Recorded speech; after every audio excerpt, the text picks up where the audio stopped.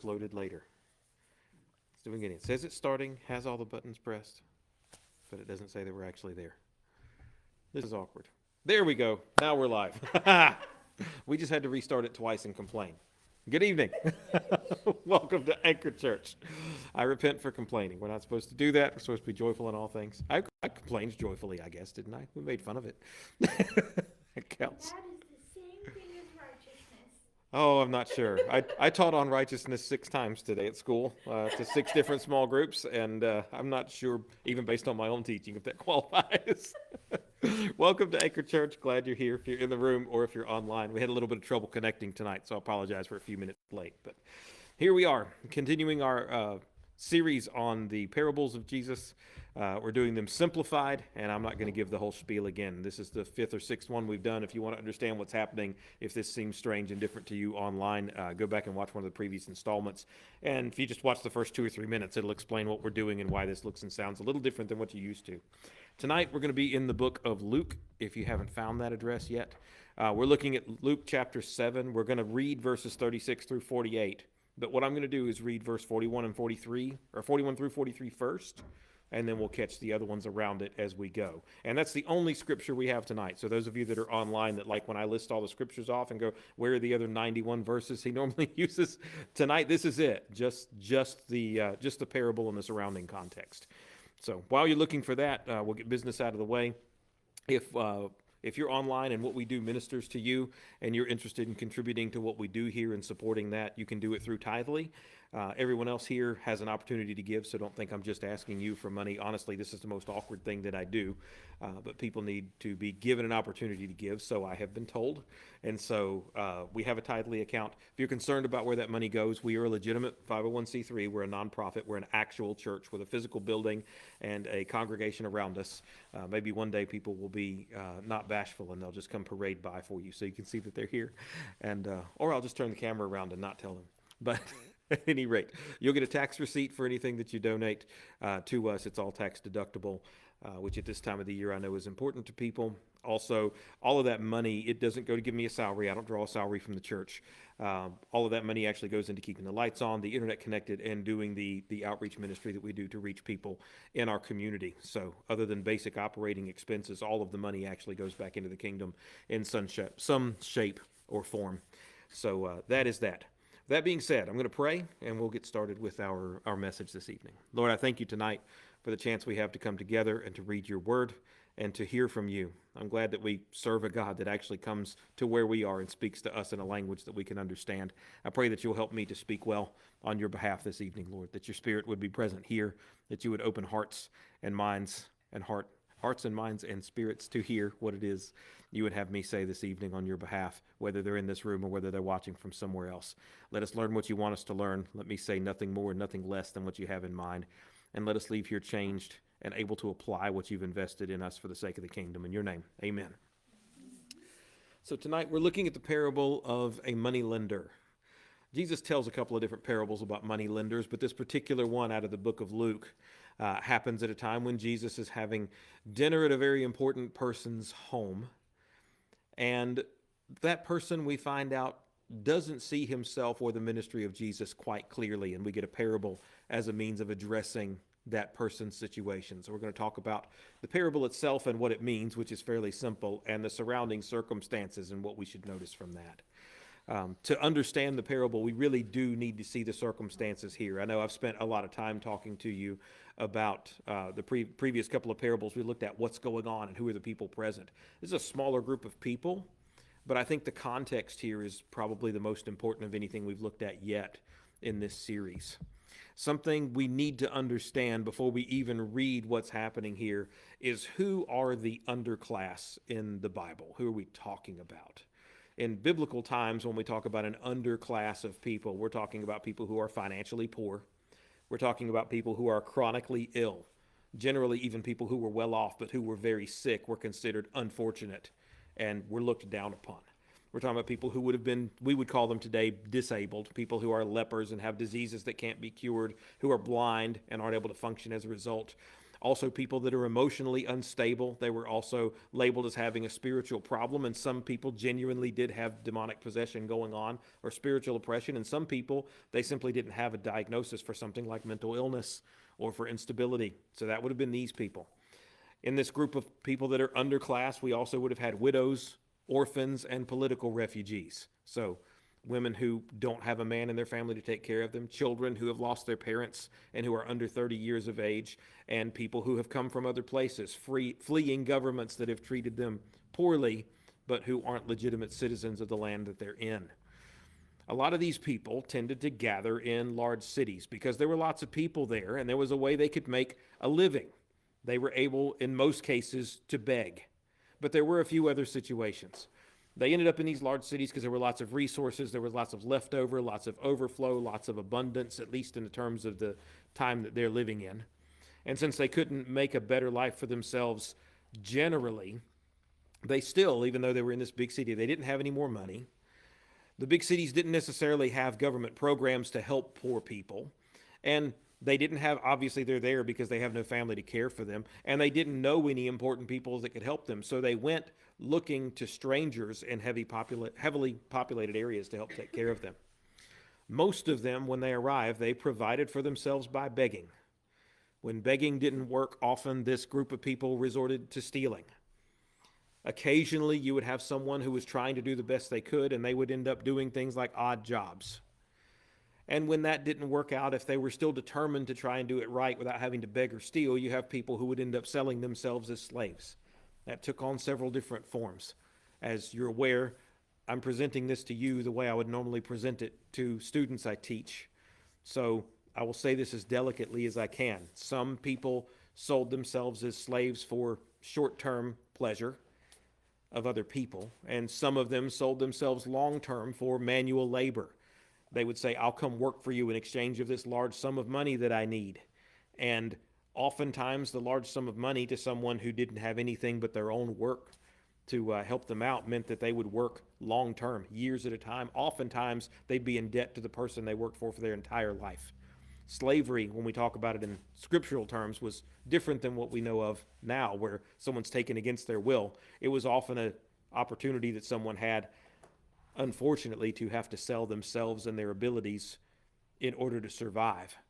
They were what we would call today an indentured servant, which is just a big name, a big word that means I owe you money and can't pay it, so I'm going to work for you to pay it off. That group of people who were living that sort of life and had those sort of challenges, that group was the main focus of Jesus' ministry. Now, that doesn't mean that he didn't come for everybody. We're aware that Jesus came for everybody. But the people who most often received him were that group. But Jesus had to be very intentional about that group because that group of people was pretty regularly taken advantage of. They were not treated well. A lot of times people would lie and just not pay them. Or a lot of times people would cheat them out of their money and their services. They would find some legal technicality to say, I don't owe you because you didn't do the job perfectly. It's not up to my standards. Or they would fire them before they were completely finished and then have a professional come in and finish the job. There was a lot of dishonest people that took advantage of this group, and because they were accustomed to being taken advantage of, they felt the same way about Jesus at first. They didn't know if they could trust him. He was a strange man, and even though he seemed very popular and influential at different points in his ministry, they weren't sure if they could trust him because lots of popular people with influence and power had taken advantage of them. It was pretty common for even the government to take advantage of these people. It was very common for the rich to take advantage of this group of people. And as sadly as it is to consider, even the church was notorious for taking advantage of the poor. And when we say the church, it's not the same as the church is today. This was the people that visited the temple and came to give their sacrifices and offerings and called themselves good, faithful Jews who were serving the same God that we serve. But many of those people would take advantage of these underprivileged folks and ignore them and ignore their real needs and just look to them as a source for how can I get what makes me better.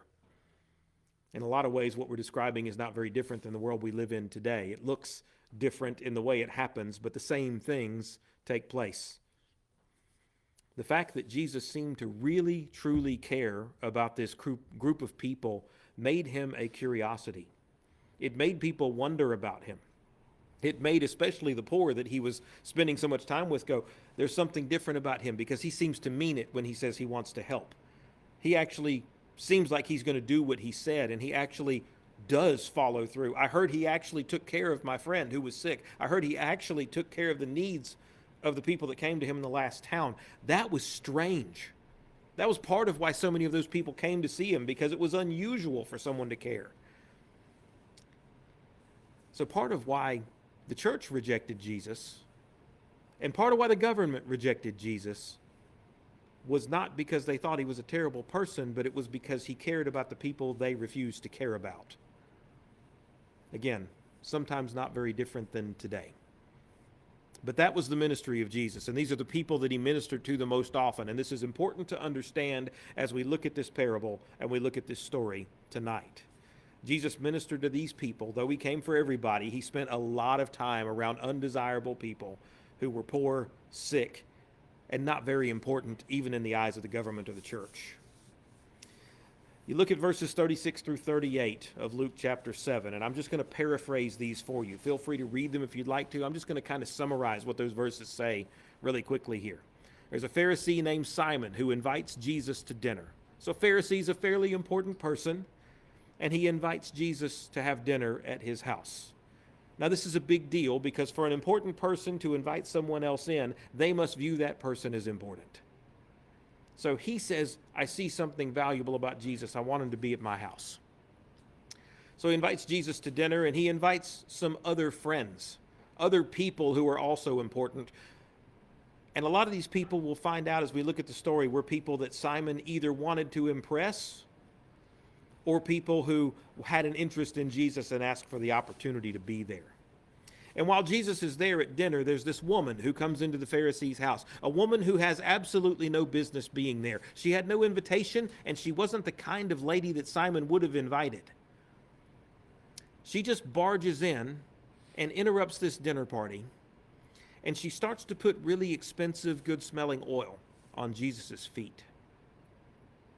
And she starts, since she doesn't seem to have a rag or any kind of cloth or a towel, she starts to use her hair to massage that oil into Jesus' feet and to clean them.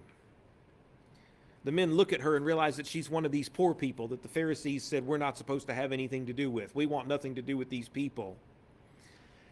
And as this woman is washing and putting oil on Jesus' feet, Simon, the owner of the house, the man throwing the party, in verse 39, he says, if this man was a prophet, he would know that the woman who is touching him is a sinner.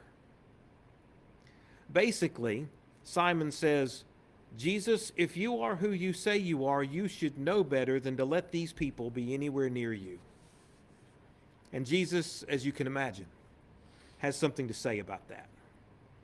Jesus replies to him in verse 40 and says, Simon, I have something to say to you. Now, I don't know if anyone has ever called you out or told you they wanted to talk to you. Here's the experience that I have most often. Because I have pastor in front of my name, if I tell someone I want to talk to them, they're immediately worried that they're in trouble.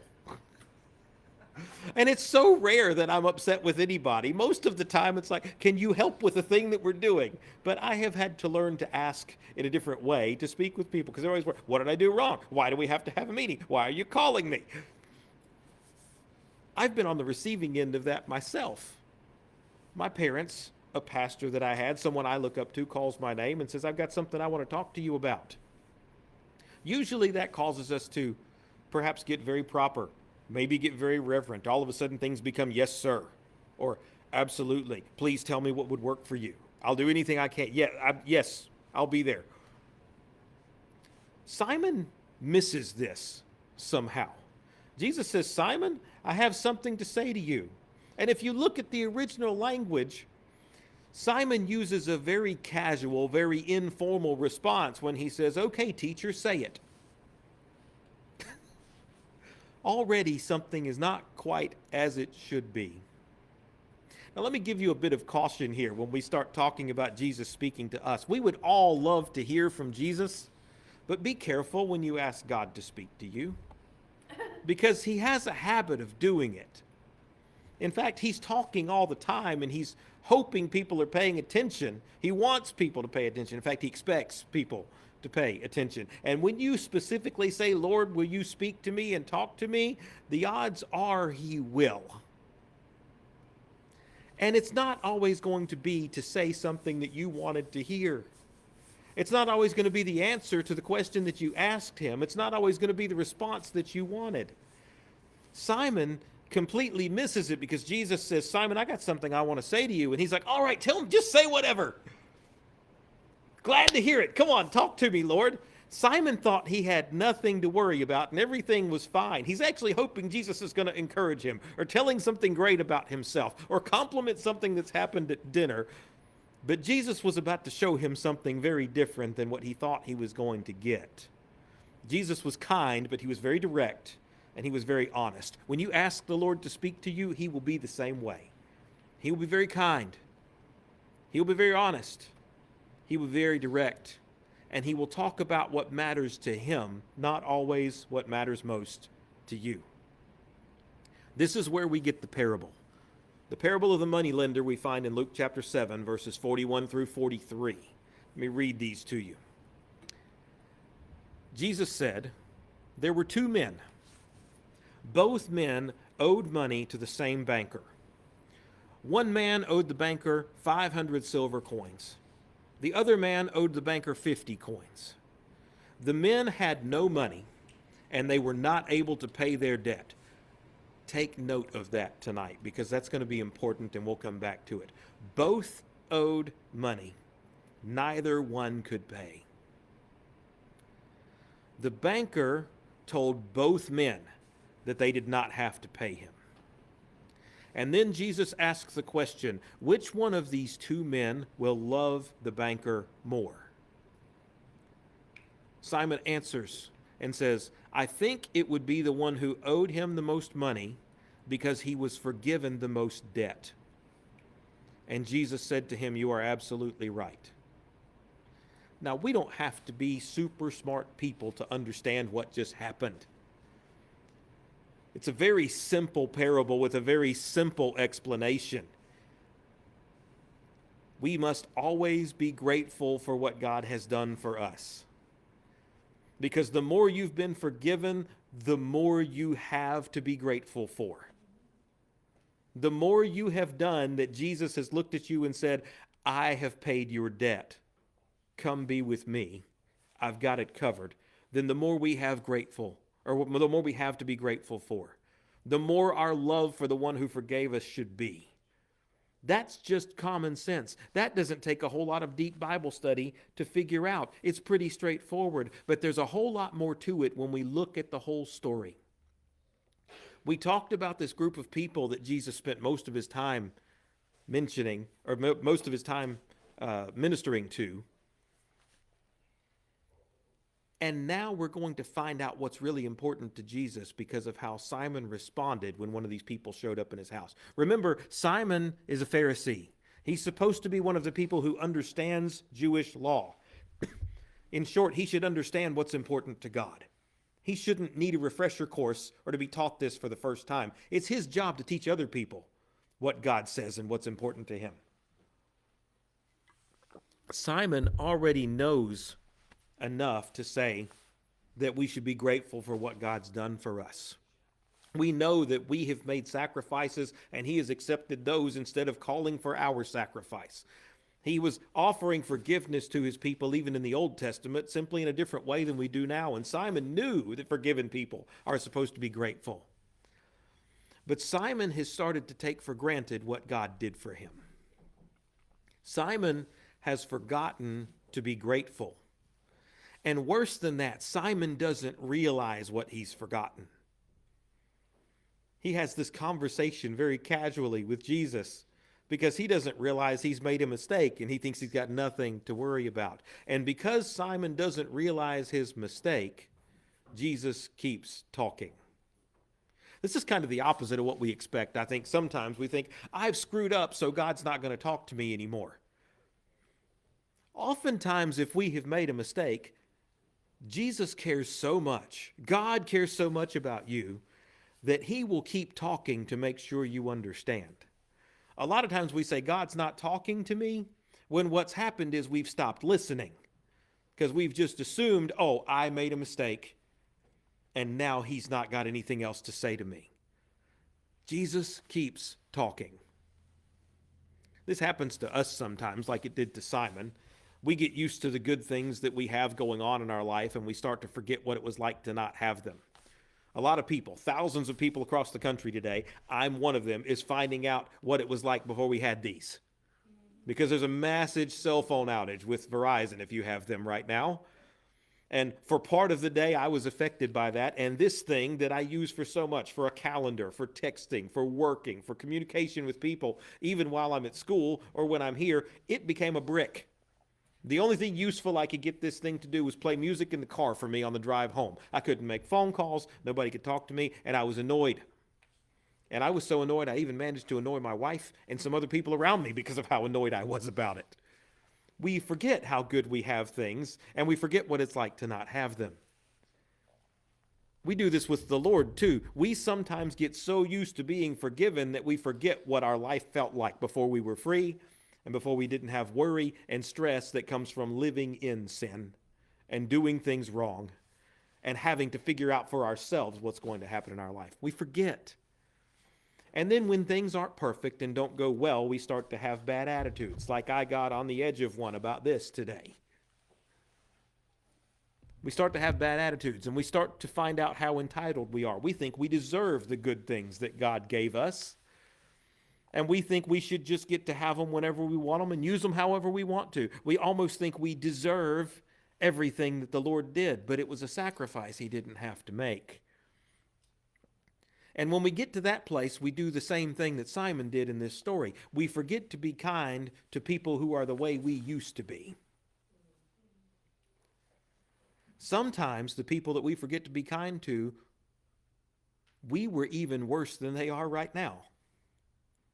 But we've gotten so used to being good people, so we think, that we think even small things that they do are terrible and we should have nothing to do with it. And God has to remind us. So again, Simon thinks the story is over, but he's missed the point. So Jesus keeps talking. When we miss the point, if we'll listen, God will keep talking. Not to beat us up, but to make sure that we understand. And if we don't get the easy story that he tells, that should obviously point out where we've made the mistake, he will start to get a little more pointed. It'll start to hurt a little more. As some of you say when we preach on Sunday, you stepped on my toes, you walked down my street, you called me out, you read my mail. Jesus has no problem pointing the problem out directly if you don't get the idea when he says it gently. You look at verses 44 through 46, that's what we find next in this story. Jesus turned to the woman and then spoke to Simon and said, Simon, do you see this woman here? When I came into your house, you gave me no water for my feet. But she's washed my feet with her tears and dried them with her hair.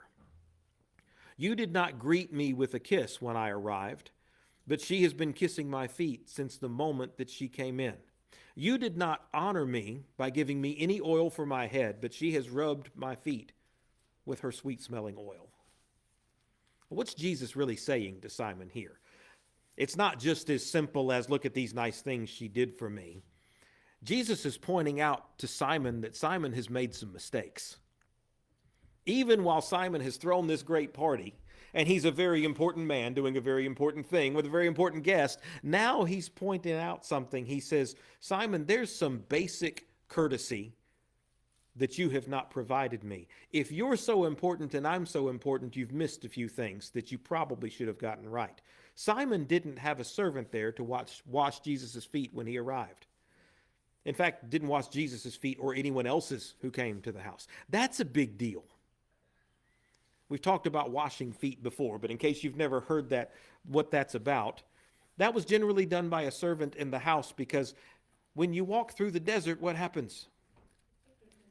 It's hot and your feet sweat and you stir up dust and sand. And they didn't have nice waterproof sandals.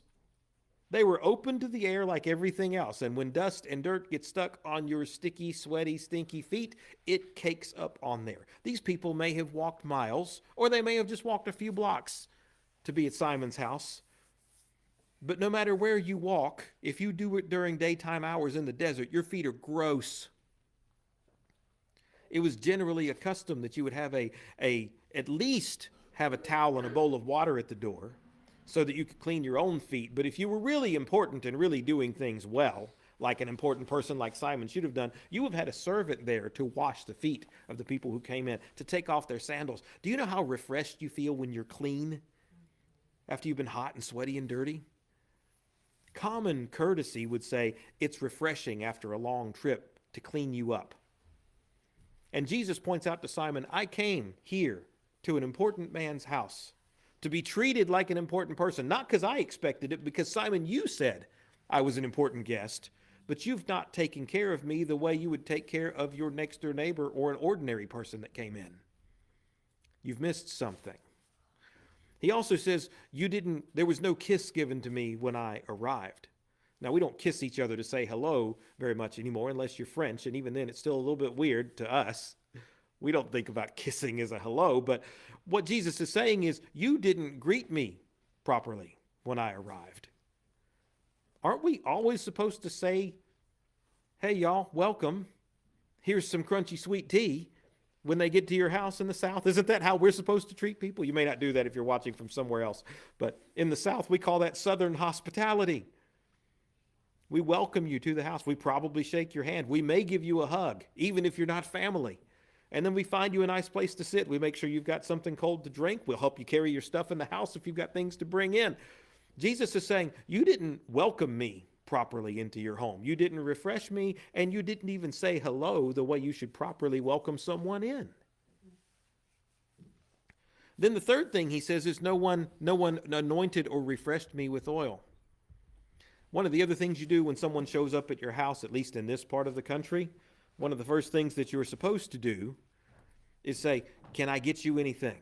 You know, would you like to use the restroom? You've been on a long trip. Can I show you where the restroom is and show you where to sit? Is there anything I can do to make you more comfortable? The custom back then would have been, as kind of gross as this is, it's to make sure people smell good and they got freshened up. Just like your feet got nasty from sweating and walking through dust and dirt and they got caked on your shoes and your sandals, you probably sweated a little bit in your robe and your tunic and your hat and carrying whatever bag you had with you walking through the desert. It would have been normal to say, can we help you freshen up? We'd like to get you some good smelling oil. We'd like to help clean you up with a towel and make sure you're not sweaty. We want to make sure that you don't stink and that the house doesn't stink and that it's pleasant for all of us to be together in this tiny space after we've all traveled here under these conditions. Jesus says, you didn't do any of these things for me.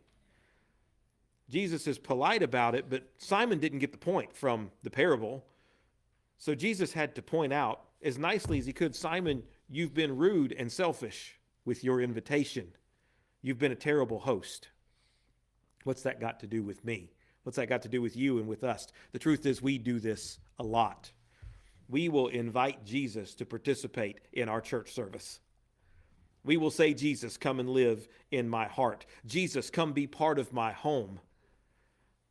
But what we want is not really to be good to him. We want him to come be good to us. God, come bless me.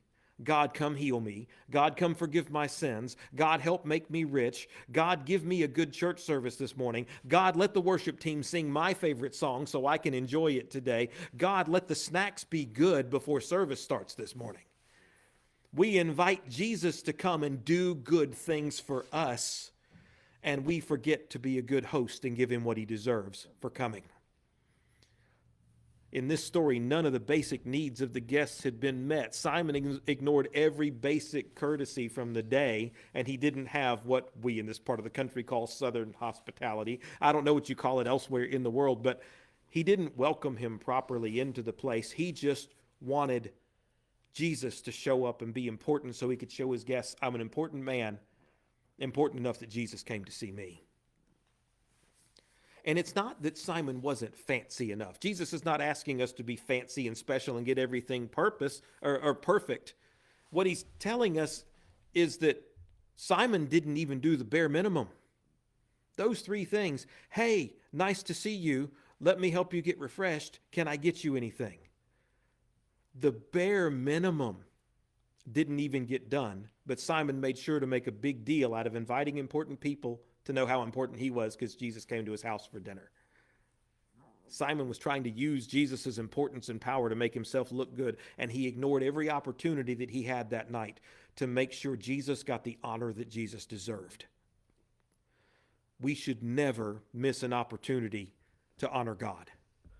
God is the only one that deserves to be honored. He's the only one that deserves credit. He's the only one that deserves any praise. And every time we have a chance to do it, we should give him honor and give him credit and thank him for what he's done. And then Simon, after Jesus has pointed out already, Simon, you didn't do anything right when we got here, then we start to realize where this conversation is going. Because if you start thinking and seeing things from Jesus' perspective, you know, after everybody sat down for dinner and this woman comes in that wasn't invited to clean Jesus' feet, Simon talks to Jesus and says, this woman's a sinner. Remember who Jesus said he came to seek and save? Remember the people that we said in the very beginning he cared the most about in the course of his ministry? Simon isn't courteous to Jesus, and then Simon criticizes the thing that matters most to Jesus. He makes it clear that he thinks more highly of himself than he does of the people that Jesus chose to serve. Something else we have to do. We have to learn to see people the way that Jesus did. All people need the kind of love and hope and forgiveness that only God can give. It's the same kind of hope and love and forgiveness that you needed before you knew him, and it's the same kind that you still need even after you are saved, because you're still not perfect. We can't afford to say, oh, well, I'm very important now because I'm saved. I'm very holy and righteous now because I'm saved, and ooh, sinners. We can't do it. Because we're still not perfect. We still make mistakes. The fact that we would even lean that way and start to think that way says I'm not perfect. We can't ever afford to not honor Jesus, and we can't ever afford to not see other people the way he sees them. And even after this, if we can continue to remember this story, Simon isn't done making mistakes. In fact, if you look at that statement, he says, if Jesus was who he says he was, he would know she was a sinner. Now he's questioning who Jesus even is. He questions Jesus' identity. Just moments ago, he's a very important man that I must invite to my house. Now, I'm not even sure you are who you say you are. Because you like people we shouldn't like, and you're kind to them. And Simon still doesn't understand what he's done wrong. But there's a remarkable thing happening here, even in the midst of all of this. Jesus allows this woman to do for him the things that Simon should have done and didn't. Simon should have been courteous. And he was a very important person who should have known to be courteous. And he wasn't. Jesus lets this person who has no right, no invitation, no real reason to be there. She just barges in. A sinner who's not even on the guest list comes in and says, I want to do something kind for you, Lord. And Jesus allows her to do what Simon didn't do. Simon was an important man that was a bad host. And Simon had a chance to honor and praise Jesus and treat him with respect and kindness for coming to his house. This woman was poor. She was probably the sort of slave we talked about who sold herself for money, probably a little bit at a time, just so she could live. She was not important. She was not the kind of person who would have gotten an invitation to this party. She wasn't somebody they would have even invited to their house if they were friends with Simon. She certainly would have been invited to a place where the Pharisees were, the law keepers, the people that were so holy and righteous. The only time that women like her got invited was probably occasionally to work when they thought nobody was looking. And they certainly wouldn't have invited her on the day that they had an important guest and he would have seen her there. But that woman, She came in and she did for Jesus what Simon should have done. She knew who Jesus was, and she wanted to give him the best of what she had. And Jesus accepted that gift even when people complained about it. She brought him that gift even though people would have said, you're at the wrong house at the wrong time, and you're doing this in the wrong way, and you shouldn't even be here. And even if you were allowed to do what you're doing it all wrong. She didn't care because she knew who Jesus was.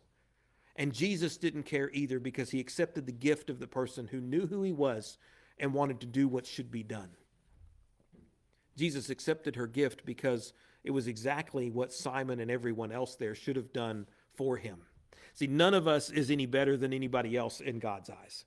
And we've got to understand that. And I need you to understand this correctly. When I say nobody's better than anyone else, I'm not trying to convince you that you're lowly and unimportant, because that's not what Jesus does, is to say you're lowly, you're not important, you're just as bad as they are. Jesus doesn't push people down. He's always lifting people up. What I want you to understand tonight is none of us is better than anyone else because God elevates everyone. We're all equally valuable in his eyes. The other thing we need to understand tonight is that we have to see Jesus for who he is. Jesus is not someone that comes around and tells us how great we are just so we'll feel good about ourselves. He's not boosting our ego because we're so great. He's someone that cares for you when nobody else does and wants to pick you up. He's somebody that will come to you when you can't get up and get to him yourself. He's somebody that saves you when you can't save yourself. He wants to lift you up from where you are, not for your own sake, but for his, because he cares about you. And someone like that deserves all of the honor and all of the thanks and all of the praise that we can possibly give him. And part of the thanks and the honor that we should show him is by treating others the same way he treats us, by lifting them up, by meeting their needs, by going to where they are to meet them and not forcing them to come to us and making it hard on them to do it. See, Simon needs some perspective, and in fact, Jesus is still talking at this point, and Simon gets some more perspective in verses 47 and 48. Jesus has told him, look at this woman. She's done for me all these things you didn't do. And then while he's still talking, he says, I tell you that her many sins are forgiven.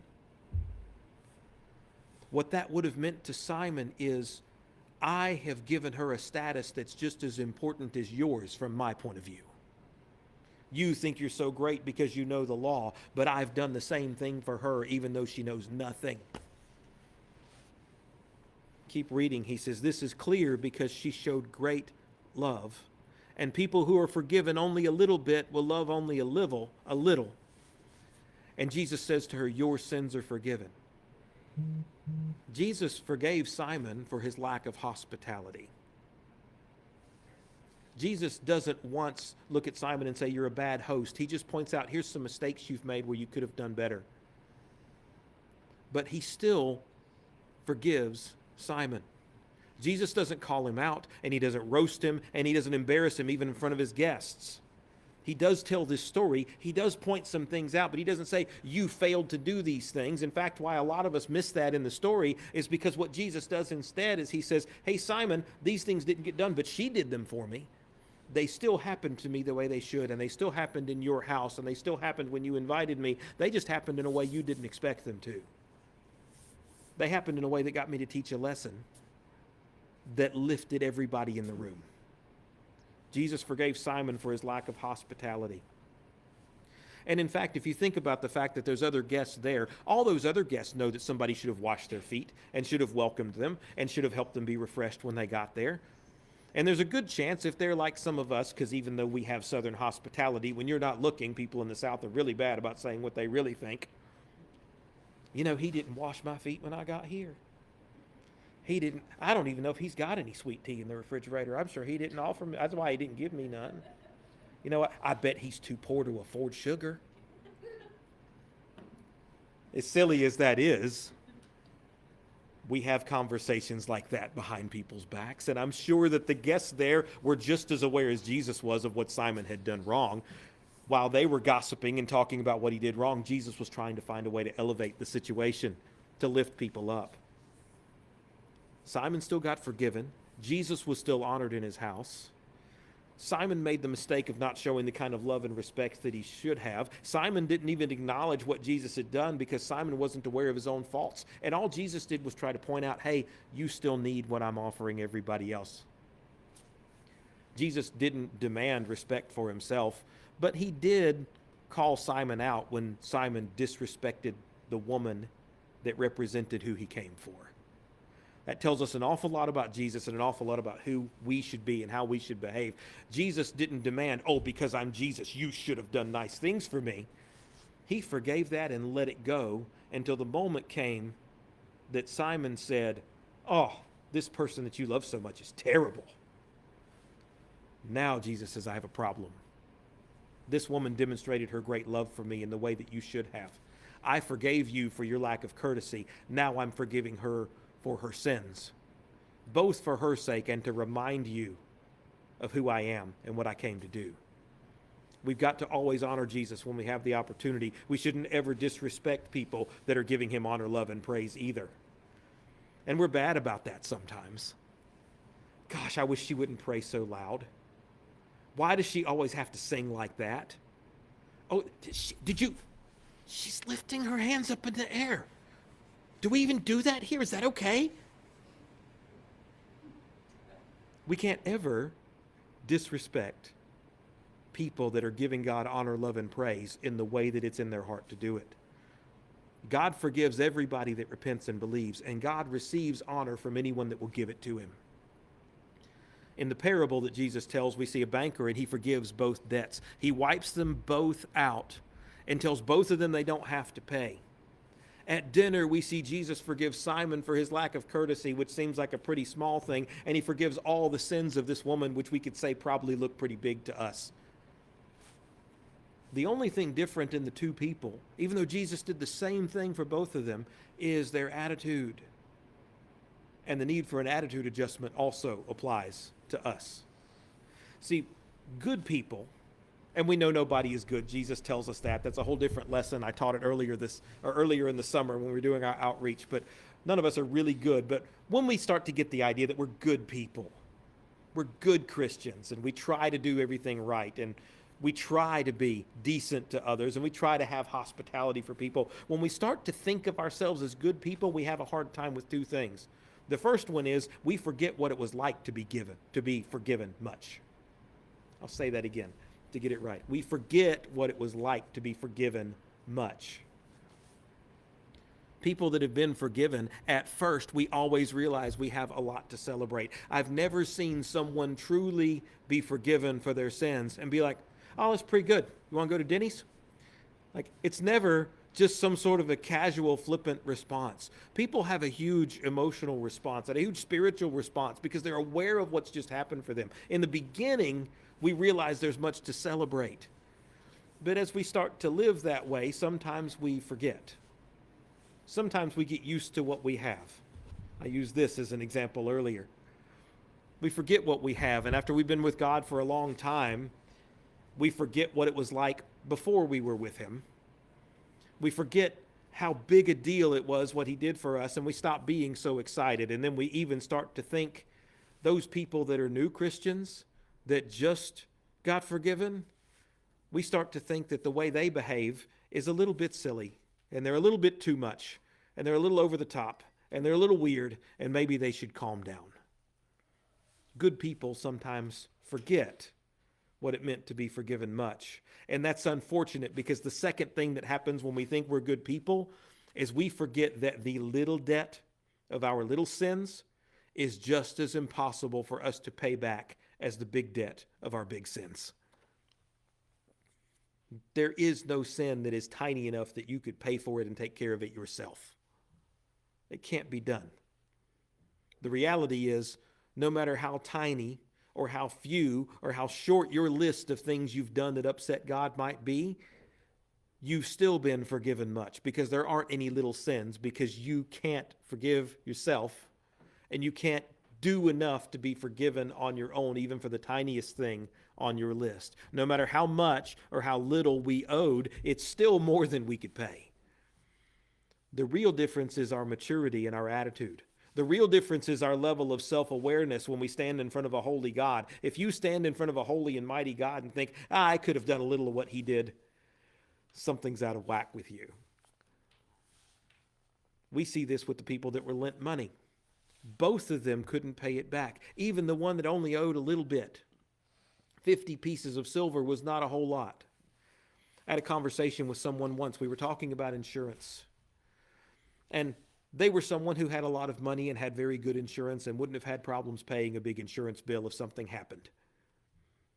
And they made the remark that it seems silly that people can't just pay some small amount to have some amount of insurance. And in the conversation I had with that person, I said, here's the issue.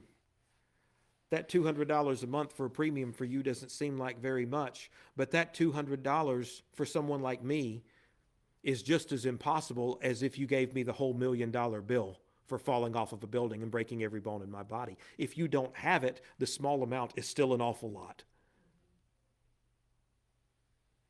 Both of them couldn't pay it back, even if they tried. There is no small amount. We see that in the parable that Jesus tells. We also see it in the difference between Simon and the woman that anoints Jesus' feet. Simon knew how he was supposed to treat Jesus, but he didn't do it. All that really was required was a couple of little basic things. So nice to see you. Let me help you clean up. Can I get you anything so you're more comfortable? It's a little thing, but still he didn't do it. He should have known how to treat people, but he didn't do it. He wasn't kind to this woman who obviously needed much of what he had. A lot of people would agree, honestly, we probably look at this story a little bit backwards.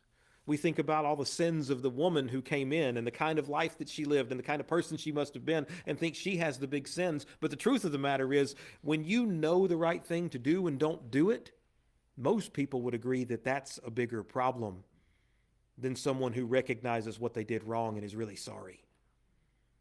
That's the woman who anointed Jesus' feet. She was living a sinful life, and when she saw Jesus and knew who he was, she absolutely knew, oh, I'm a mess, and I need this Savior. And she stopped everything she was doing and immediately began to see to what she could do to help him. How can I show you gratefulness and thankfulness just for who you are, even before you've done anything for me? She began to change when she realized she was wrong and he was so great. Jesus forgave them both. No matter which debt you see as the big one and which one you see as the small one, Jesus wiped out all the debt. If we're being honest, we probably see some of both of these people in ourselves. Sometimes we honor the Lord the way that we should. Sometimes we see other people and we treat them the way that Jesus would. And there's other times that we forget who we are and we don't realize that we're the problem. Tonight, let me ask you this question. When you hear this story and we look at the context around it, we look at who these people were and where Jesus was when he told it and what the things he said actually mean in this story, who do you identify most being like you in that story? Are you more like Simon, where you know the right thing and you don't do it sometimes? You don't even realize you're the problem. Or are you more like this woman who immediately realizes, I got some issues and I've got to get closer to Jesus. I'll do whatever I can to thank him and tell him he's great. And even if he does nothing for me, it's worth it to be close to him. Which person are you more like in this story? And as you think about that, ask yourself, what in my life needs to change? The woman who came and anointed his feet realized her entire life needed to change. Simon just has a couple of things that need adjusting in his life. Whichever place you're in, both of them are impossible without the Lord. What in your life needs to change when you start to say, I'm like one of these people? The next question is this: how will you respond? Once I realize what needs to change, what am I going to do about it? Am I going to pretend it's not there and keep driving on? Or am I going to get at the feet of Jesus and say, Lord, you're great. Do for me what you will, but let me do for you what I can. Will you make the changes that need to be made, or are you going to just stay the same? The only two choices you have: fall at the feet of Jesus and let him forgive you, or keep living as if you don't know what you're doing is wrong and accept the consequences. That's the story of the moneylender. That's what I have for you tonight. Let me pray for you. Lord, thank you this evening for your son and the stories that he's told and the places and times he told them and the people he's told them to.